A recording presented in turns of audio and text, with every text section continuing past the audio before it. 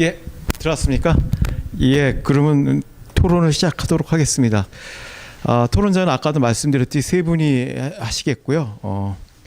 그 시간을 좀 잘 맞춰서 지금 시간이 많이 지체돼서 빠른 시간 안에 정확히 해주시면 좋을 것 같습니다. 우선 토론을 듣기 전에 앞서 발표에서 몇 가지 특징들이 좀 있었습니다.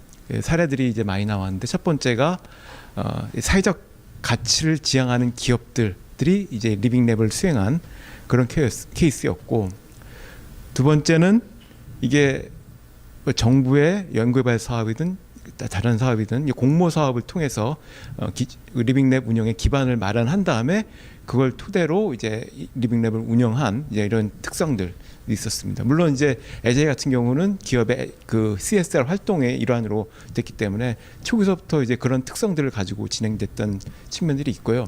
세 번째는 이제 리빙랩을 운영하면서 현장 지향적인 활동을 수행해서 현장의 수요를 반영하고 현장에 밀착하는 제품과 서비스를 개발하고 그리고 관련 네트워크도 만들어내고 이러저런 실험도 하고 지식도 축적을 했는데, 이제 문제는 이게 과연 앞으로 경제적으로 지속 가능할지 여부는 아직은 이렇게 명확하지는 않은 것 같습니다. 그래서 오늘 이제 토론하는 과정에서 일정한 정도의 이제 플랫폼들은 구축한 건 같은데 과연 이게 경제적으로 지속 가능할지 이 부분들에 대해서, 그리고 이런 전망들은 리빙랩을 통해서 어떻게 확보할 수 있을 것인지 이런 내용을 중심으로 좀 토론을 해주시면 앞으로 리빙랩을 통해서 그 비즈니스를 하고자 하는 다른 사회적 가치를 지향하는 기업들한테 도움이 좀 될 것 같습니다. 토론 순서는 여기 나와 있는 대로 김재현 대표님부터 먼저 시작을 하도록 하겠습니다. 예, 부탁드리겠습니다. 네, 안녕하세요. 저는 크레비스 파트너스의 김재현이라고 합니다. 반갑습니다. 오늘 세 분 발표 다 굉장히 감동적으로 잘 들었고요. 사실 저는 저희 회사가 이제 임팩트 투자 그리고 소셜 벤처를 발굴하고 육성하는 그런 빌딩 활동을 하는 회사인데, 저희가 제일 관심을 갖고서 확인하는 과정은 그 기업가들이 실제 그 문제를 겪은 당사자와 대화를 하고 그 문제를 정의해 가느냐에 더 많은 초점을 두고 항상 확인을 합니다. 근데 오늘 세 분은 사실 당사자로서 혹은 당사자 이상으로서의 그 관심을 갖고 표현하셨기 때문에 더 많은 것들을 배우고 느낄 수 있었다고 생각을 합니다. 첫 번째, 이제 그 성지윤 박사님이 설명해 주셨을 때 사실 정부 혹은 정책의 힘이 얼마나 강력할 수 있는가에 대해서 더 많이 배웠고요. 사실 저 내용을 저는 거의 매년 몇 년간 들어왔는데 매년 들을 때마다 좀 더 그 확신의 강도 그리고 어필하시는 방식들이 조금씩 변화되어 오는데, 올해 조금은 더 안정적이고 완성이 되어가는 느낌이다 같은 느낌이 들더라고요. 그래서 이제 정부도 그리고 정책도 좀 더 리빙랩에 자신감이 생겼나 보다를 느낄 수 있었고요. 사실 리빙랩 같은 경우는 시민들이 움직여지긴 하지만 그 시민들이 움직일 수 있는 방법에서의 예산이나 자원의 제약이 굉장히 심한데, 그 부분을 해결해 주는 거에서 굉장히 큰 도움이 앞으로도 있을 거라고 기대를 하게 되었습니다. 그 다음에 이제 NUBIZ 대표님께서 발표해 주신 내용들도 사실 저는 투자자이기 때문에 그리고 기본적으로 수도권이나 서울에 기반을 하기 때문에 지역의 문제에 대해서 관심이 많지만 지역이 얼마나 척박하고 자원의 제약이 있는지도 많이 알거든요. 사실 저희가 국내에서는 뭐 강릉이나 광주, 뭐 여수, 전주 이런 데도 활동을 하는데 실질적으로 투자를 해본 적이 없습니다. 그 이유는 실질적으로 민간 투자자로서 가기 너무 어렵다라고 생각도 들고요. 또 해외로서는 르완다라든가 네팔, 때로는 팔레스타인 같은 경우를 활동을 하는데 그때는 조금 투자를 해본 경험이 있습니다. 근데 그 왜 다른가 봤더니 좀 더 블라인디드 파이낸싱이나 이런 정부와의 자원을 결합할 수 있는 기회가 오면 민간 투자자도 좀 더 용기를 내서 갈 수 있거든요. 근데 오늘 그 광주나 혹은 나주의 사례를 들으면서 서울에서 문제를 푸는 방식들과 굉장히 유사하게 그리고 그 지자체에서 독립적으로 도전하고 계시구나. 내가 분명히 언젠가는 더 스케일업이나 여러 가지 이유 때문에 자원이 필요하실 수 있을 텐데 그런 부분에서 만날 가능성이 있겠다라는 걸 한 번 더 느꼈습니다. 그리고 이제 세 번째 인라이튼의 발표 같은 경우는 사실 인라이튼은 2013년, 14년부터 저희가 초기에 투자를 했고 지속적으로 지켜봐 왔던 소셜 벤처 팀 중에 하나입니다. 투자라고 표현하지만 저희가 하는 투자는 사실 돈에 대한 투자보다는 저희의 이제 시간이나 저희의 관점을 잘 전달해주는 역할을 하는데요.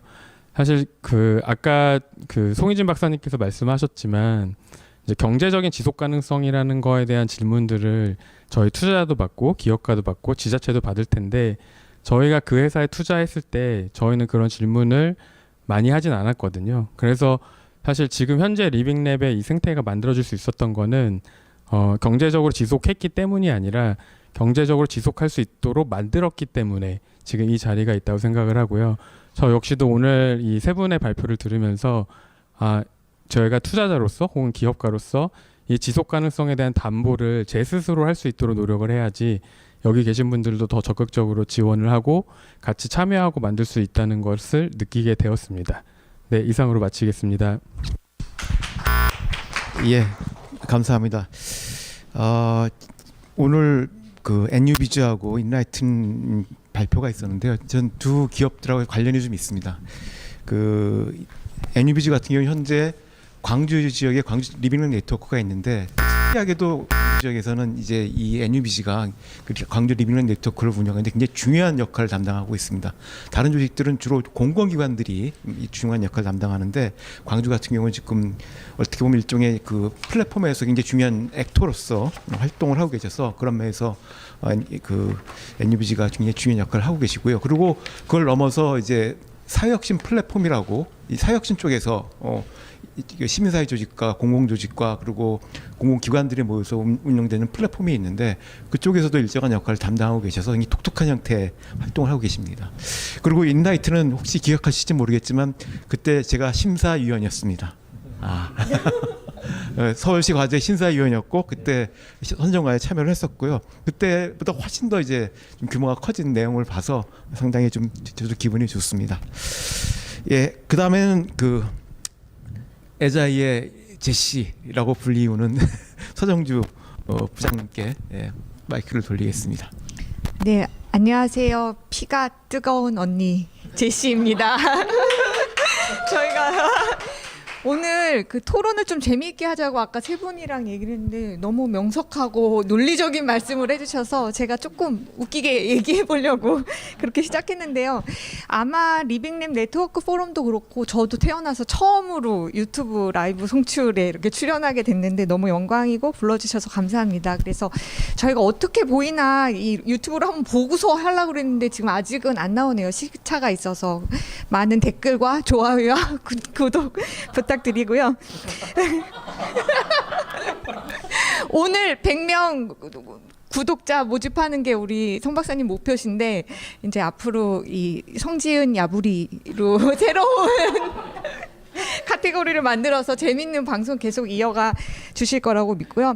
예, 이제 본격적인 얘기 말씀드리겠습니다. 먼저 에자이 활동에 대해서 너무 멋있게 소개해 주셔서 감사드리고 저는 조금 크게 기업이 왜 비즈니스가 왜 이 리빙랩이란 방법론으로 사회의 변화를 만드는 활동에 참여해야 하는지에 대해서 조금 이야기 나눠보고 싶습니다.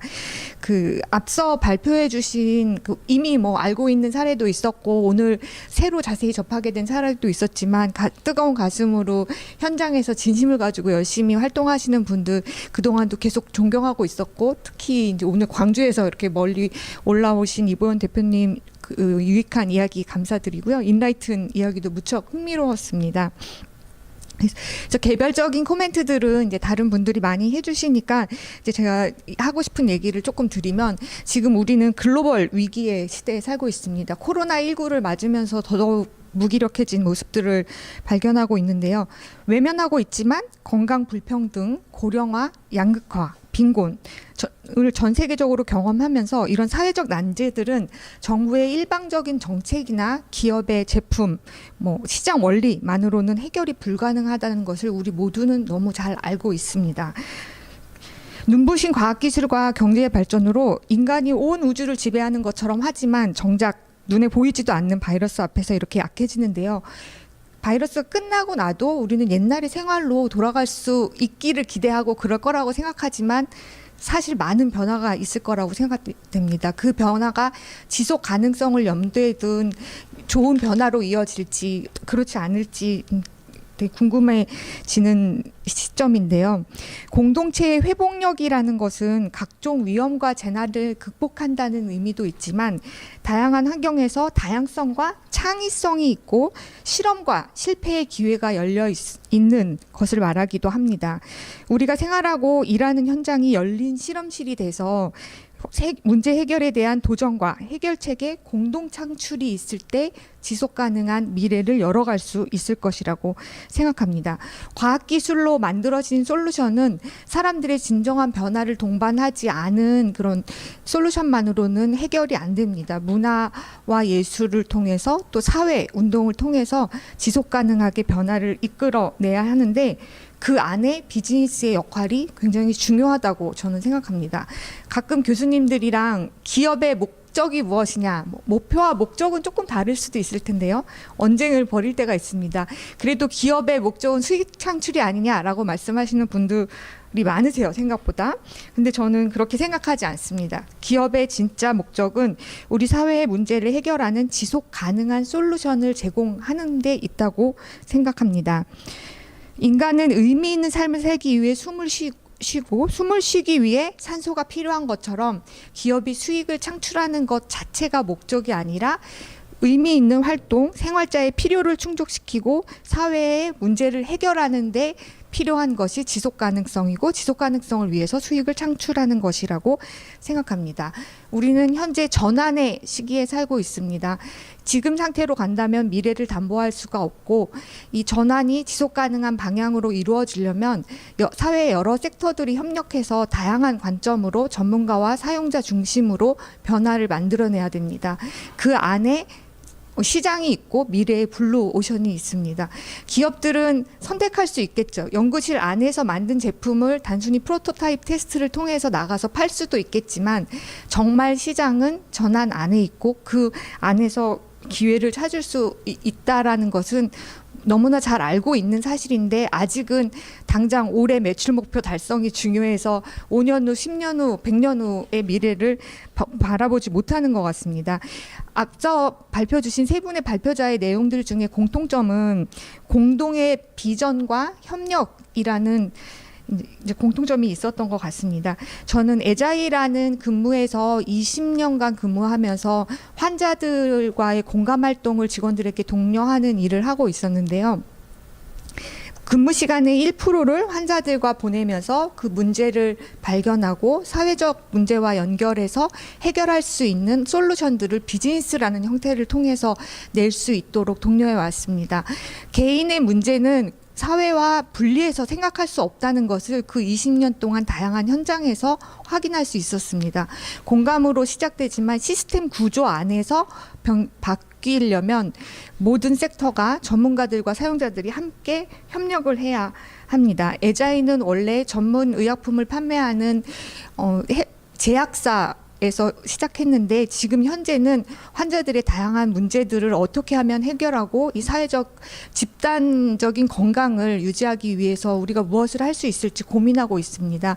헬스케어와 관련된 건강관리 어플리케이션을 개발하기도 하고 직원들의 아이디어로 저요오드식 암 환자들이 필요한 저요오드식을 소셜벤처와 협력해서 개발하고 있기도 하고 돌봄의 품질을 높이기 위해서 매칭해주는 서비스 플랫폼을 하고 있기도 합니다. 직원들이 직접 현장에서 느낀 암묵지를 구체적인 솔루션으로 만들어가고 이것을 단순히 직원들끼리 하는 것이 아니라 함께 공동 창출할 수 있는 이해관계자들과 공감에서부터 같이 시작해서 외부와 협력해서 오픈 이노베이션을 만들어 가고자 합니다.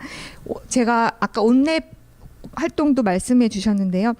나우와 온랩이라는 여러 기관들과 협력하는 연대 활동을 진행하고 있습니다. 나를 있게 하는 우리라는 나우 사회혁신 네트워크에서는 이런 솔루션들이 사람들의 삶과 행동의 변화를 유도하기 위해서 문화 예술을 활용해서 사용자들의 목소리를 노래로 담고 이 노래로 변화를 만들어내고 있고요. 온랩은 암 경험자들이 살기 좋은 사회적 자본을 만들기 위해서 암 경험자 스스로가 주체가 돼서 다양한 전문가들과 협력하며 문제를 해결하는 솔루션들을 만들어 가고 있습니다. 앞서 발표해 주신 여러 대표님들의 과 함께 미래에 진짜 비즈니스를 같이 협력해서 할 수 있는 기회가 있기를 고대하며 이만 마치겠습니다. 예, 감사합니다. 뭐 또 좋은 말씀을 많이 해주셨습니다. 우리가 지속 가능한 전환을 얘기를 하는데 기업이 주도하는 전환도 가능합니다. 네덜란드에서 루프 트랜지션이라는 이제 지붕 전환이죠. 지붕에 이제 방수를 위한 도료를 바르는데 그것을 에너지를 절약하고 물을 순환할 수 있도록 한 새로운 도료를 개발하고 그것을 지붕에 다 이렇게 바르는 이제 이런 프로젝트가 있었는데 그런 전환을 이끈 것이 특정 기업이었습니다. 그 기업이 도료를 개발하는 기업들을 엮어내고 지자체를 설득을 하고 관리하는 업체도 만들어내고 그러면서 기업들의 군들이 루프 트랜지션 프로젝트를 추진하면서 이제 에너지 절약과 물 순환을 이끌어내는 그런 경험들도 있습니다. 그래서 오늘 이제 하셨던 여러 가지 일들이 그런 식으로 진화해 나간다면 단순히 개별 기업의 비즈니스가 아니라 전체의 문제를 해결해 나가는 그런 전환의 플랫폼으로 진화할 수도 있을 거라고 생각이 듭니다. 예. 네, 안녕하십니까. 이노소셜랩의 유승건입니다. 오늘 제18차 한국 리빙랩 네트워크 포럼의 주제가 기업의 비즈니스 및 사회적 가치 창출 전략으로서의 리빙랩인데요. 뭐 두 가지 주제인 것 같습니다. 그래서 비즈니스와 리빙랩을 어떻게 연결시킬 것인가, 그다음에 기업의 사회적 가치 창출 활동과 리빙랩을 어떻게 연결시킬 것인가 이런 부분들인데 특히 이제 비즈니스 부분에 대해서는 방금 오늘 이제 말씀해주신 소셜 벤처라든지 이런 쪽 또 한국 에자이라든지 이런 쪽에서 연결해 주셨는데 리빙랩은 뭐 다들 잘 아시겠지만 뭐 2004년에 물론 리빙랩이라고 하는 개념 자체는 예전부터 있었지만 실제로 이제 리빙랩이라는 용어가 뭐 2004년, 2007년 MIT의 프로젝트를 통해서 이렇게 나오고 그다음에 2010년 리빙랩 센터가 만들어졌을 때 그리고 이제 그런 리빙랩이라고 하는 전략 방법론을 미국에서 발표를 했을 때 대개의 기업들의 반응이 어땠었냐면 야, 기존에 다 우리 고객들 참여해서 하는 거 아니야? 뭐가 달라? 뭐 이런 좀 반응들이었습니다. 비즈니스에서. 왜냐하면 기존에도 고객들이 참여형으로 다양한 뭐 프로토타입을 개발한다거나 R&D 활동을 계속 해왔으니까 그런데 그것과 뭐가 차이가 있지? 뭐 이렇게 했는데 거기에서 연구했던 미첼 박사님이 하신 코멘트가 있는데 오늘 아마 한국 에자이의 서정주 부장님이 그런 말씀하셨던 것 같아요. 공감이라고 하는 부분들, 생활 속에서의 공감. 그러니까 기존의 어떤 제품이나 서비스의 기능적인 측면만을 기업들이 고객들한테 원하는 어떤 뭐 5부터 4까지 1까지의 뭐 몇 점이냐, 뭐 몇 점을 더 편리성이 높냐 이런 부분들의 수치화된 부분들에서 오히려 환자와의 공감, 그다음에 사용자와의 공감을 통해서 그런 상품과 서비스의 소비자의 감성적인 만족도까지 높이는 부분들이 리빙랩이라는 방법을 안 쓴다라고 하면 할 수 없을 것이다라고 하는 부분들에 제가 이제 내용을 읽은 적이 있습니다. 그래서 이 리빙랩이라고 하는 부분들이 기존에 고객들이 참여하고 그다음에 소비자들의 어떤 욕구들을 파악하는 것들이 당연히 아주 예전부터 있었지만 리빙랩은 거기서 좀 더 소비자나 고객들한테 한 두세 걸음 더 들어가서 과연 이들이 어떤 내면의 욕구들, 아까 성 박사님도 말씀해 주셨는데 내면의 욕구들이 있는지를 잘 파악할 수 있는지에 대한 전략이기 때문에 특히 소비재를 B2C 기업 같은 경우에 소비재를 개발하고 판매하는 회사들 같은 경우에는 리빙랩이라는 방법들을 적극적으로 도입하는 게 그 기업의 어떤 지속적인 발전을 위해서도 굉장히 중요할 것 같고요. 대신 이제 한 가지는 이미 뭐 대기업들, 우리나라의 뭐 글로벌 대기업들이나 이런 곳들은 리빙랩이라는 방법들을 예전부터 잘 알고 있습니다. 그래서 뭐 R&D 센터도 있고 거기도 뭐 박사들이 수백 명 있기 때문에 다양한 뭐 리빙랩뿐만 아니라 커뮤니케이션 방법을 통해서 여러 가지 방법을 통해서 고객과 소비자의 어떤 니즈들을 발굴하고 있지만 저는 오늘 이제 가능성을 발견한 것은 그리고 또 앞으로 정책적인 방향을 해야 될 부분들은 그런 R&D 연구들이 부족한 부족한 중소기업 또는 중견기업, 그다음에 소셜 벤처, 사회적 기업 이런 쪽들이 지금 소비자들을 찾아 만날 수 있는 기회가 다 비용이고 시간인데 인력이고 그런 부분들이 굉장히 부족하기 때문에 그런 면에서 보면 이 리빙랩이라고 하는 부분들을 어떤 면에서 보면 공유화하고 지금 세활용 프로젝트가 있는 것처럼 공유화된 어떤 플랫폼, 그 다음에 또는 정부의 지원 사업 이런 것을 통해서 이 리빙랩이라고 하는 부분들을 경험해 볼 수 있도록 아까 성남의 고령친화 체험관도 말씀하셨는데 그런 것들을 정부가 이렇게 플랫폼을 만들어 줌으로써 중소기업이 거기서 실험도 할 수 있고 고객도 소비자도 만날 수도 있는데 그런 부분들이 없다라고 하면 중소중견 기업들, 그 다음에 소셜벤처 사회적 기업들은 고객들을 직접 만날 수 없는 기회가 없어서 그런 부분들이 좀 더 확충이 되면 좋겠다. 그래서 지금 광주에서도 리빙랩을 하고 계신다고 하는데 특히 지방에 있는 기업들은 더더군다나 이런 어떤 R&D의 설비나 공유 공간들이 굉장히 부족하기 때문에 그런 부분들에 좀 더 갔으면 좋겠다라고 하는 부분들이 있고요. 그다음에 이제 사회가치 창출 부분에 있어서는 물론 비즈니스도 기본적으로 사회가치 창출을 하기 때문에 고객들이 그것을 비용을 들여서 선택을 하는 것이지만 또 우리가 일반적으로 얘기하는 기업사회공헌 활동, 아까 뭐 CSR 기업사회공헌, 뭐 CSV 이렇게 섞어서 말씀하셨는데 실제로 이제 우리가 여기서 얘기하는 한국애자에서 얘기한 사회공헌 활동에서의 리빙랩 부분에 있어서는 특히 임직원들이 고객과 대하는 임직원들이 실제 우리의 고객과 그다음에 자원봉사 대상으로 한 사람들 같이 만남으로 인해서 보다 비즈니스에서 도움 받을 뿐만 아니라 봉사활동도 연계되는. 그래서 최근에 기업의 사회공헌은 비즈니스와 임직원을 어떻게 연결시키느냐, 하나로 만드느냐가 굉장히 중요한 이슈인데 그런 면에서 단순한 자원봉사가 아니라 리빙랩 개념을 도입을 하면 되게 좋은 방식의 자원봉사가 될 수 있다라고 하는 부분들이 생각이 됩니다. 그래서 또 한 가지만 마지막으로 좀 말씀을 드리면 최근에 이제 2011년에 하버드 비즈니스 리뷰를 통해서 마이클 포터 교수가 CSV 공유가치 창출이라고 하는 부분을 얘기를 했는데 솔직히 이제 우리나라 같은 경우는 공유가치 창출이 마이클 포터 교수의 명망이나 또는 언론사의 언론 플레이 때문에 좀 과대포장된 부분들이 있고 또 비즈니스 가치 사슬과 결합해야 된다라고 하는 부분들을 좀 간과해서 했기 때문에 기업사회 공헌 팀이 오히려 CSV를 했던 그런 오류를 굉장히 심각한 오류를 저질렀습니다. 그래서 제대로 좀 활성화가 못 되고 그 좋은 개념을 제대로 살리지 못했었는데요. 리빙랩도 마찬가지로 사회적 가치만 강조하다 보면 기업들에서는 사회공헌팀이 할 가능성이 큽니다. 그러면 저는 똑같은 CSV와 똑같은 일이 벌어지지 않을까 싶고요. 오히려 비즈니스와 리빙랩을 결합하려고 하는 노력들을 더 많이 하시고 또 R&D 팀이나 또는 이제 마케팅 팀이나 영업 팀이나 이런 쪽에서 비즈니스 쪽이 리빙랩을 도입을 하는 것이 사회적 가치를 창출하는데 훨씬 더 큰 영향을 미치지 않을까라는 생각이 들어서 리빙랩과 기업의 비즈니스가 좀 더 절친한 사이가 되었으면 하는 바람이 있습니다. 감사합니다. 예, 고맙습니다.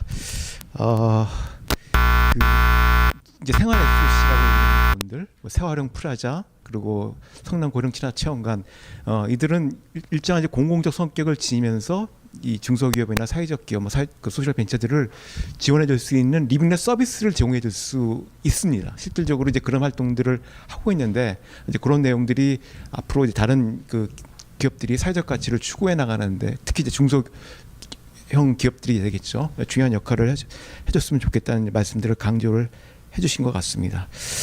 예, 그러면 이제 토론자들의 얘기를 들었고요. 다음에는 지금 여기 방청인들이 한 5분 계신데 혹시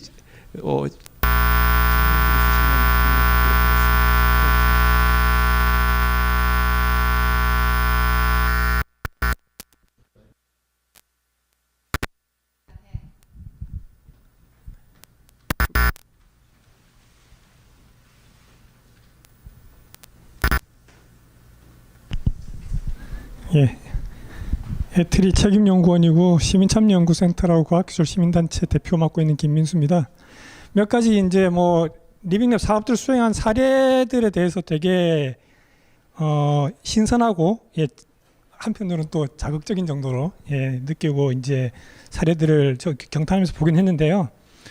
사실 이제 사례들 내용들보다 실제 현장에서는 그러니까 각각의 사업을 수행하는 주체들 또는 이제 뭐 리빙랩 프로젝트를 한다거나 각각의 주체들은 각자의 경험들을 쌓아 나가고 있는데 이런 것들을 어떻게 공유해서 다른 곳에서도 비슷한 이 사회 혁신 그리고 리빙랩 성과들을 같이 창출해 나갈 수 있을까 하는 부분들이 중요한 숙제인 것 같습니다.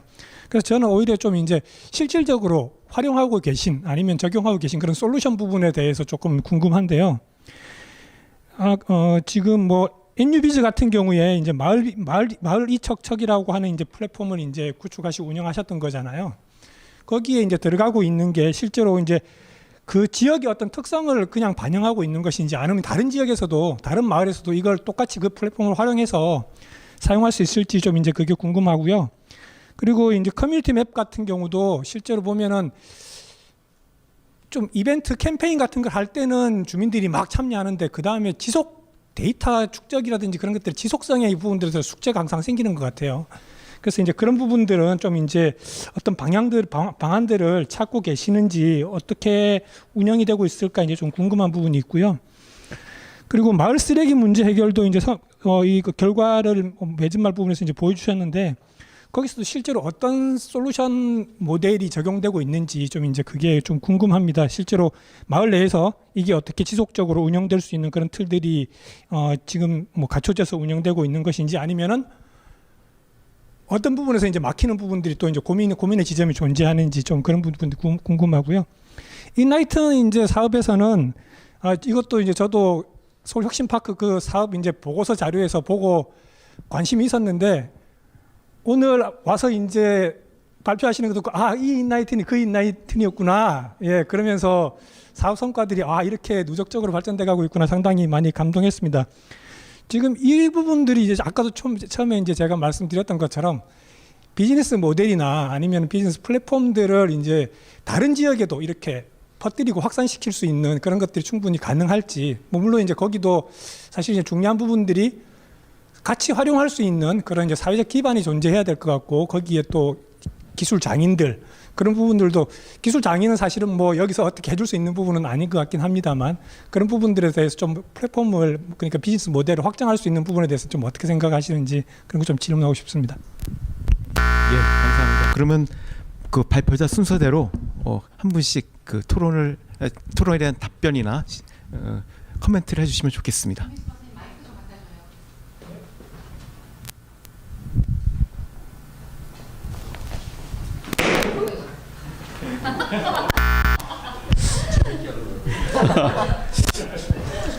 네, 먼저 설명드리면요. 이제 마을이 척척 같은 경우는 아마 저희들이 한 2년 전부터 계속 그 실제 마을 활동가들 그리고 마을의 중간 지원 조직들하고 수차례 토의를 좀 했었고요.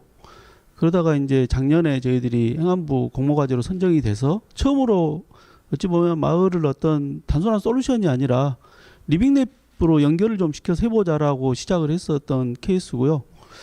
다행히 좋은 평가를 활동가들한테 많이 받고 있는 것 같습니다. 대려 공무원들보다는. 그래서 올해 같은 경우는 지금 최근에 인천이나 뭐 하남시 뭐 이런 데서 도입하려고 지금 준비를 하고 있습니다. 그래서 저희들이 처음 계획도 리빙랩스럽게 자꾸 이제 플랫폼 자체 설계를 약간 유연성 있게 설계를 했습니다. 그래서 지자체마다의 어떤 특성들에 맞춰서 어떤 프로세서가 바뀌어야 되니까 프로세서 중심보다는 약간 저희들이 객체지향 형태로 만들어져 있기 때문에 그런 유연성들은 충분히 확보됐다고 생각을 하고 있습니다. 그래서 올해 최소한 한 4개 정도 지역에서 추가로 확대해서 운영을 해볼 수 있을 것 같습니다. 그래서 네네. 예, 그렇습니다. 예.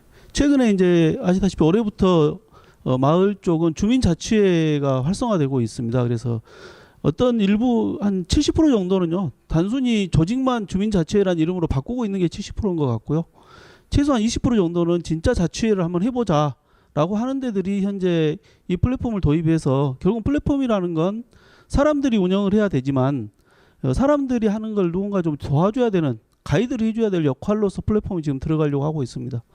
그리고 이제 컴앱 같은 경우도 가장 큰 숙제는 그동안 처음 저희들이 했던 컴앱은 대부분 이제 아시겠지만 이마수 박사님이 하셨던 컴앱이고요. 컴앱 데이를 중심으로 이벤트성으로 시작을 했었고요.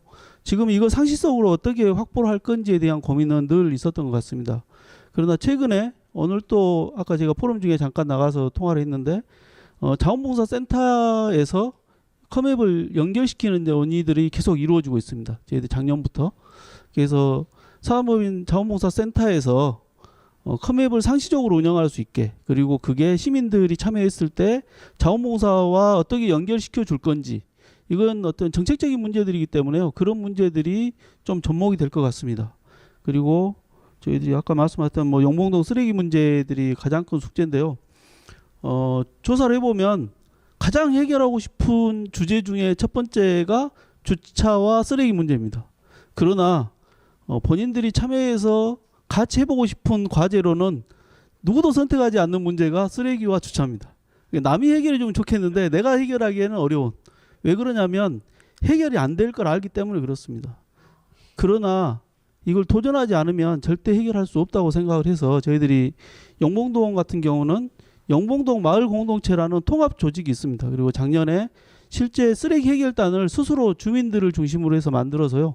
뭐 반상회도 하고 컴앱을 이용해서 쓰레기 지도도 만들어보고 이걸 서로 공유하고 실제 치우는 청소, 대청소 활동도 하고 이런 일들을 계속 하고 있습니다. 그래서 저희들이 올해는 이 커뮤니티 매핑 툴을 단순히 그동안 문제를 찾고 발견하는 정도로만 썼는데요. 이번에는 문제를 해결하는 방법으로 좀 더 접목을 할 계획입니다. 그래서 쓰레기를 누군가 발견하고 방치되어 있는 쓰레기 항상 쌓이는 곳을 신고를 하면 가까이 있는 수수로 해결단이 주민이 스스로 그걸 해결을 하고요. 그 해결한 내용들을 기록으로 쌓게 만들 겁니다. 그리고 아까 말씀드렸던 뭐 자원봉사와 연결하든 아니면 자체 마일리지를 만들어서 일정 활동을 하신 분들에 대해서는 종량제 쓰레기 봉투를 다시 드리는, 그래서 실제 쓰레기 문제가 계속 선순환되는 이런 시도를 통해서 결국은 시민성을 확보하는 데 주 목적을 두고 있습니다. 그런 전반적인 것들에 대해서 영봉 마을 공동체 센터를 운영하시는 시민사회가 이미 저희들하고 같이 공감대를 형성하고 있고요.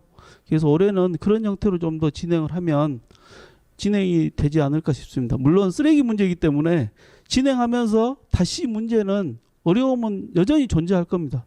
그러나 시민들이 함께 하기 때문에 또 해결할 수 있는 방법도 나오지 않을까라는 기대를 가지고 일단 시작해 보는 걸로 결정을 했습니다.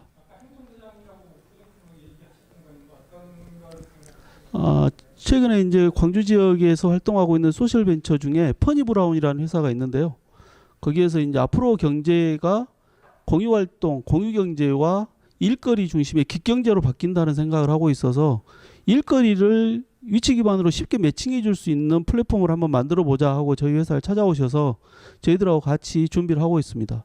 다행히 뭐 중소벤처기업부의 R&D 사업이나 이런 데 선정이 돼서 올해 아마 최소한 실제 파일럿으로 진행을 해볼 수 있을 것 같습니다. 그리고 오프라인으로는 이미 퍼니브라운에서 진행을 한 케이스를 작년에 했습니다. 그래서 이걸 온라인하고 어떻게 좀 더 매칭시켜서 더 활성화시킬지에 대한 시도들이 올해 이루어질 것 같습니다.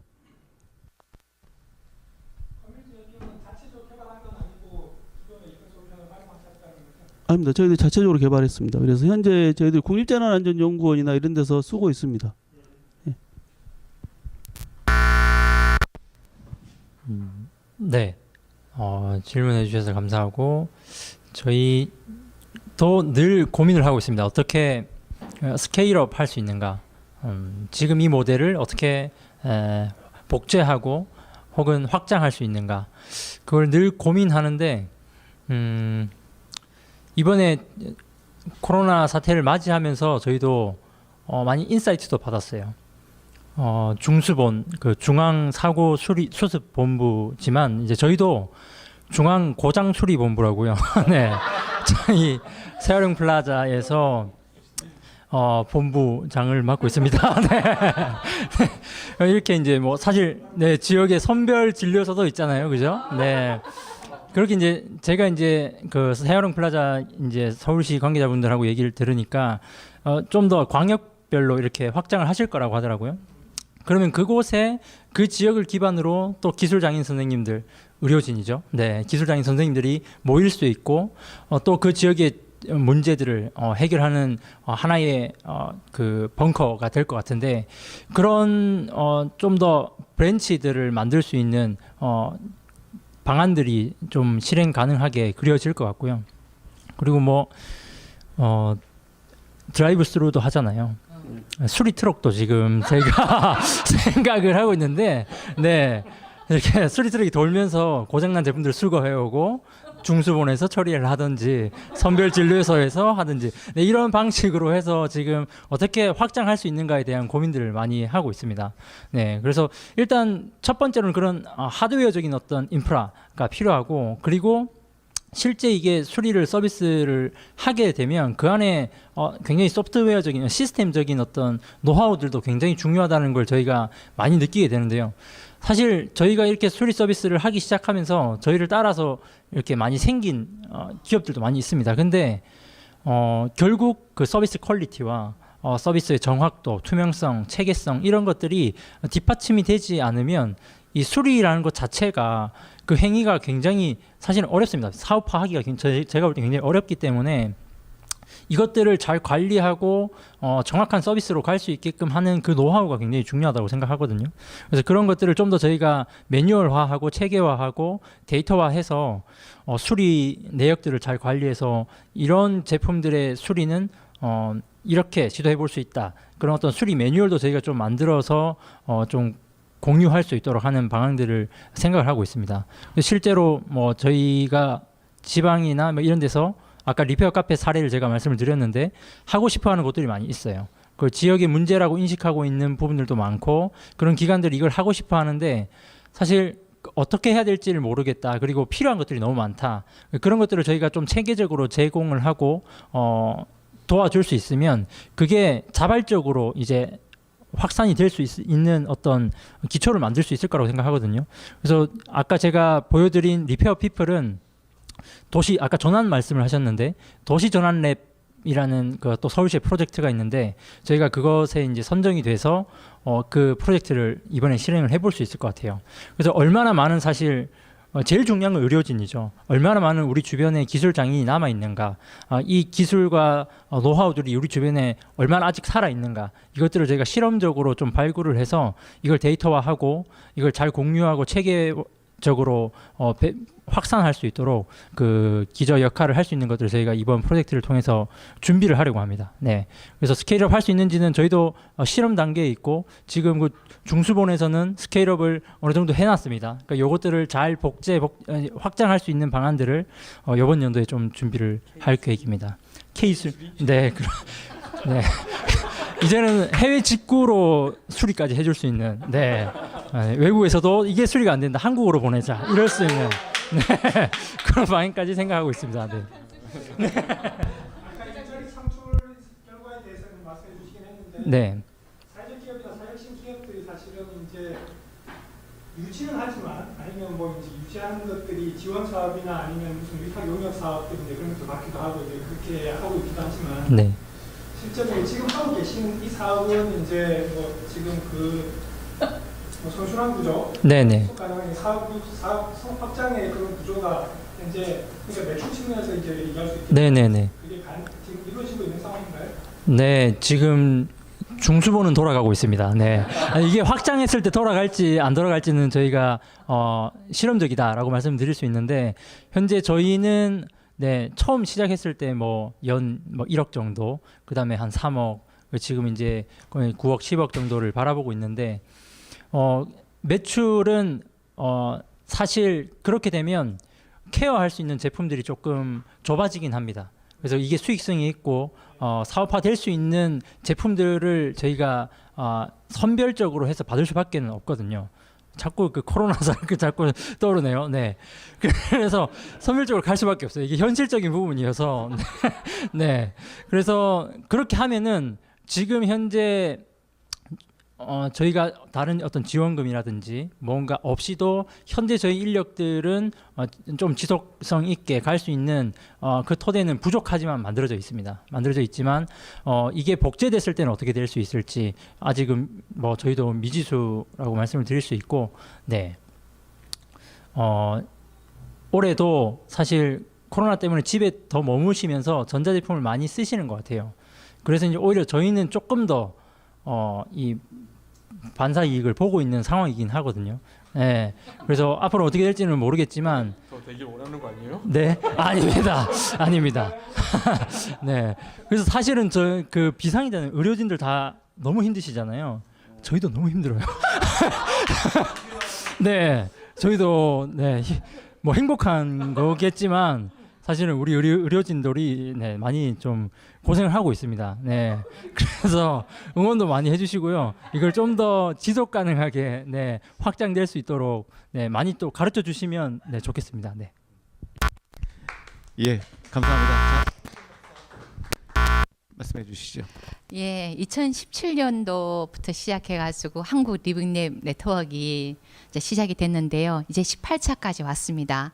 저는 이 전혀 움직이지 않을 것 같은 기업을 대상으로 이렇게 리빙랩을 얘기할 줄 몰랐습니다. 근데 여기 계시는 분들은 사실은 소위 말해서 이 지구의 사람들이 아니에요. 기업에 있음에도 불구하고 이렇게 사회를 생각하고 그리고 어떻게 하면 함께 갈 것인가를 고민하는 분들이기 때문에 저는 이런 분들하고 포럼을 한다는 것 자체가 얼마나 가슴 벅차고 행복한지 저는 잘 압니다. 저는 지금 하고 계시는 것들을 잘 정리해 가지고 리빙랩 동향과 이슈라는 거로 또 정리해서 내려고 하고 있고요. 어떻든 간에 이분들이 가는 길을 제가 어떻든 간에 이렇게 밑에 깔아주는 꽃잎이고 싶은 사람입니다. 예, 감사합니다. 예, 감사합니다. 장시간 동안 많은 얘기가 있었는데요. 하여튼 처음 해보는 이 라이브 그 리빙랩 네트워크 포럼 뭐 실수도 많이 했지만 또 재미도 있었습니다. 그래서 앞으로 좀 더 좀 즐거운 형태로 좀 진행이 됐으면 하고요. 우리가 관성을 잘 못 벗어나는 것 같아요. 근데 하여튼 그럼에도 불구하고 몇몇 분의 그 발군의 실력으로 재미있게 만드셨던 것 같습니다. 오늘은 이제 선도적으로 기업 수준에서 리빙랩을 운영하면서 사회적 가치와 경제적 가치를 통합한 비즈니스 모델을 조금은 이게 발견한 그런 분들의 얘기를 들었던 것 같습니다. 근데 이제 이게 좀 커져야지 모델이 돼가지고 다른 데서 좀 나아갈 수 있을 것 같거든요. 그래서 두 기업을 운영하시는 분들이 좀 더 힘을 내셔서 좋은 그 통합 모델을 만드셔서 다른 데에 좀 알려주시면은 그 뒤에 따로 후배들이 그걸 보고서 자신감도 얻고 좋은 효과를 낼 수도 있을 것 같습니다.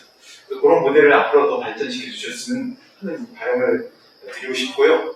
두 번째는 이제 정책의 역할이 중요하다는 건지 또다시 한번 오늘 얘기가 됐는데 정부가 했던 도시 연결의 사업이든 기타 다른 사업이든 그런 사업을 통해서 기업들이 리빙랩을 실험을 했고 거기서 이제 일정한 형태로 경제적 가치와 사회적 가치가 통합된 모델을 찾아내는 그런 기회가 주어졌던 것 같습니다.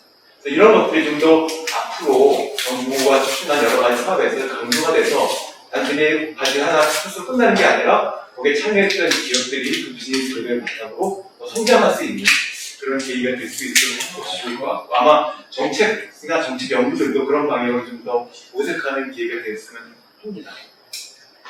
예, 하여튼 오늘 좋은 말씀들 많이 나누셨고요. 오늘 발표하신 자료들은 이제 한국 리빙랩 네트워크 포럼의 블로그에 다 올라와 있습니다. 그래서 그 내용을 보시면 아까 잠깐 보느라고 이제 스킵하셨던 내용들을 보실 수가 있으니까 그 내용들을 보시고 다시 한번 내용을 되뇌시면은 좀 더 새록새록 기억이 날 거라고 생각합니다.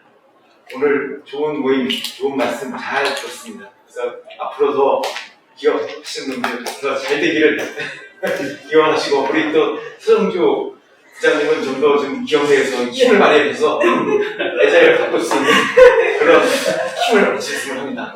네, 이상으로 한국 리빙 네트워크 포럼 제18차 포럼을 마치도록 하겠습니다.